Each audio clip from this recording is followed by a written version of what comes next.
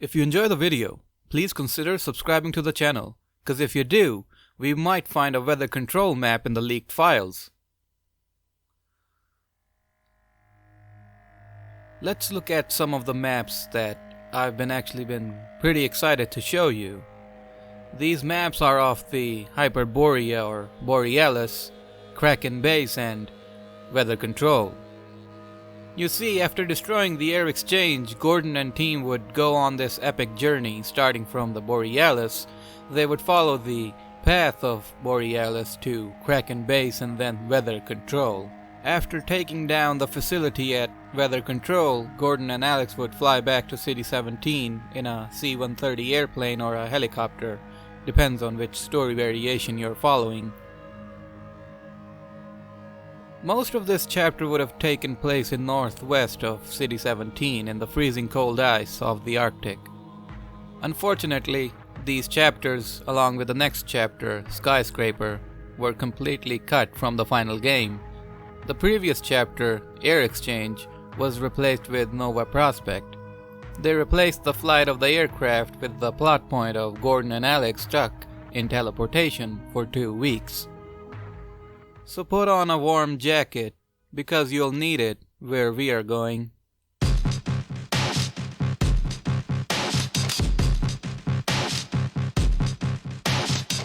The Borealis or Hyperborea is an icebreaker ship that is more famously known for its inclusion in episode 2. But it was also an important plot element in the earlier versions of Half-Life 2. In one iteration of the story, the game was actually supposed to begin with the Borealis. Gordon would find himself on an ice sheet in the middle of nowhere. He would traverse these ice sheets until he finds the Borealis in the fog. In the second iteration, the Borealis was a ship used for research by the Combine.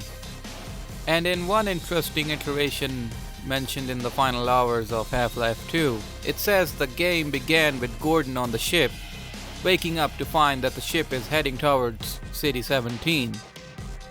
This means there was no opening sequence with the train, instead it was with the ship.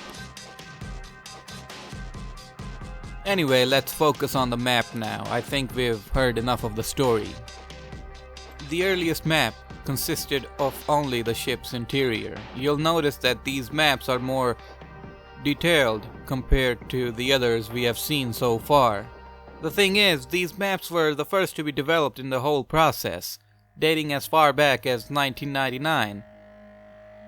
In this first map, we roughly see how the Combine would have invaded the ship. For some reason, I was getting Half-Life 1 feelings from this map. Maybe because it's the small corridors or rooms and it's the bright lighting. It's something. There isn't a specific end to this map, so let's move on to the next one. This map is called Demo_Arctic. Judging by its name, I don't think this was a map to be used in the storyline, but rather a testing map to see how this type of environment would look in the game. There is this abandoned outpost with the Borealis part in the back. Not much to see here, but it's really fascinating to see this freezing cold landscape. Funny thing is, we can almost say that this is the precursor to what would have been episode 3. Seeing that Gordon and Alex would have traveled to the Arctic in the grand finale of the Half-Life 2 story arc.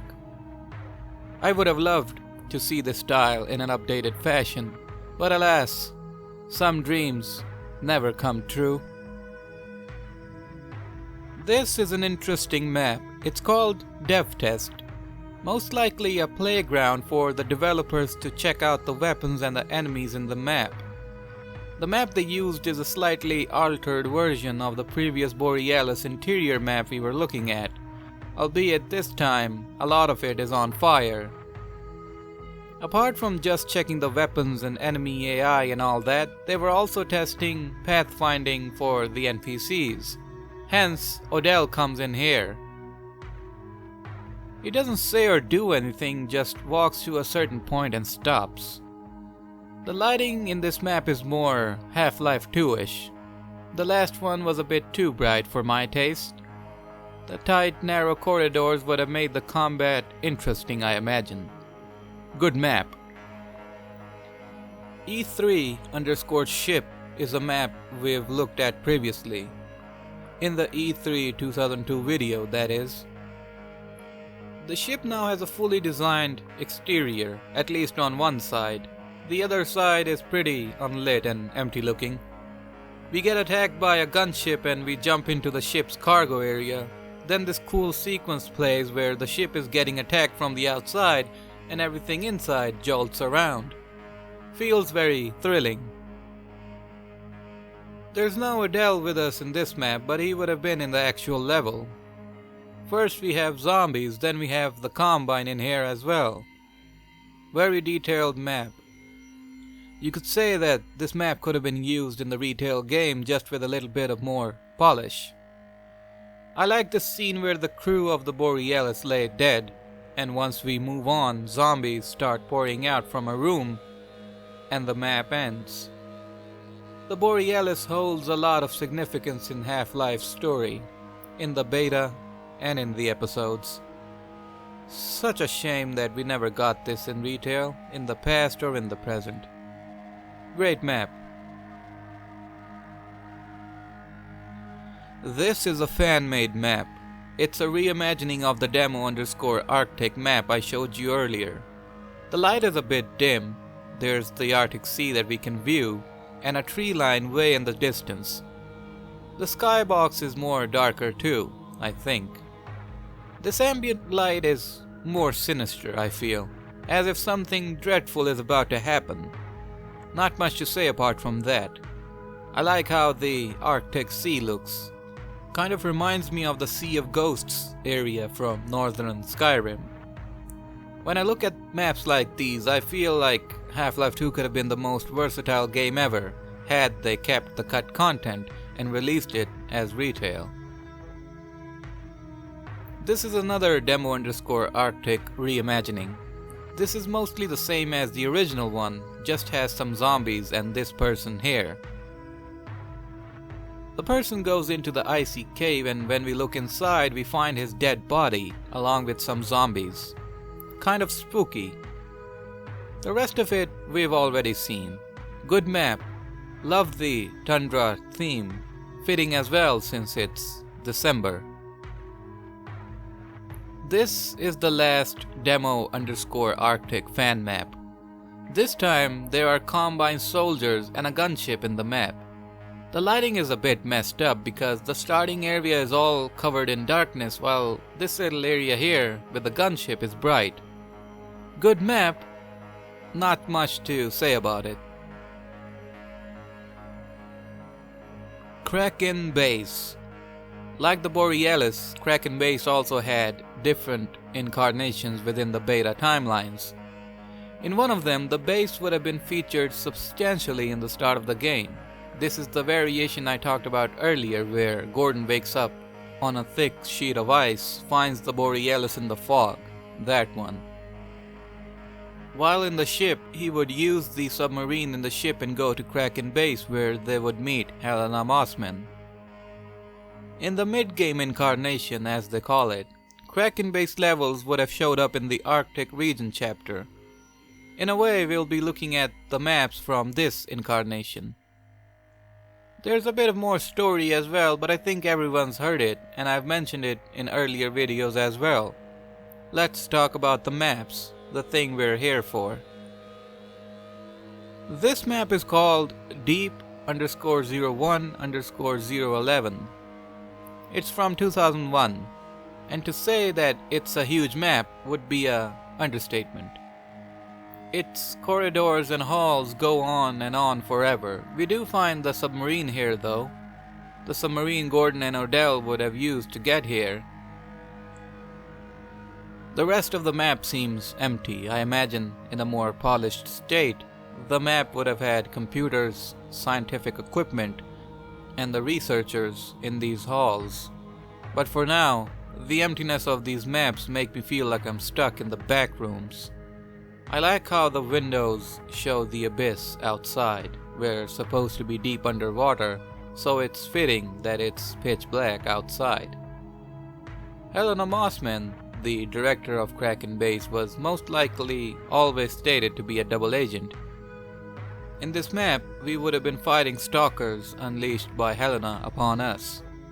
Some references say that she would have betrayed Gordon here, and some say that she would have revealed her treachery in the final chapter. As for the map, I enjoyed looking at it, but it's a bit large, honestly.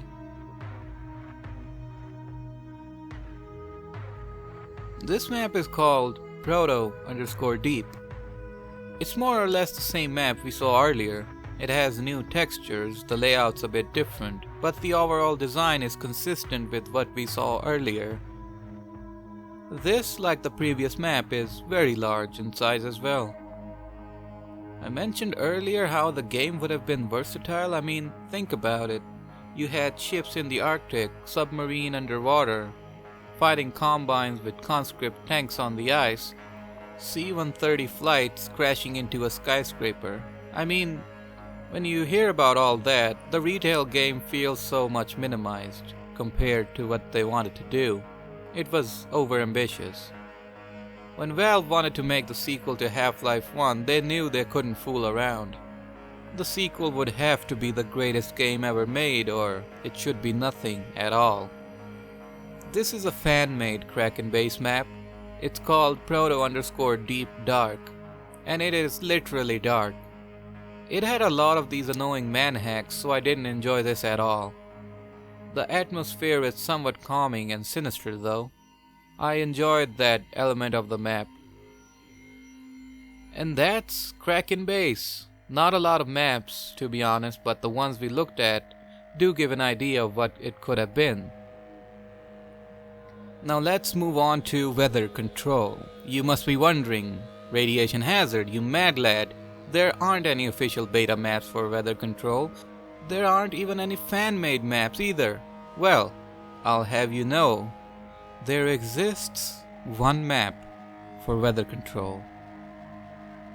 This map is called RH_weather control.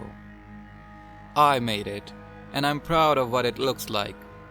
Sure, it's not the grand epic facility that we've read in the story vignette, but it comes close to the essence of the beta maps. In the proposed story, Gordon, Alex, Vance, and the conscripts would have attacked the weather control facility with Bradley tanks. It would have been an epic battle. Combine airships would bombard the battlefield, Combine mechs would have come out to fight us. A whole lot happens, but in the end, Vance would tell Gordon that a C-130 is coming and they have to hold the Combine off until it arrives. Gordon and Alex would board that plane and head back to City 17. It is unknown how the battle ends and how Vance gets back to City 17 because, we see him in his temporary headquarters when we reach him after clearing the skyscraper and the Street Wars levels. And there you have it, the Arctic regions of the beta. Really interesting chapter. Made the game feel so much bigger in scope. Unfortunately, all of this was cut, and it's a shame.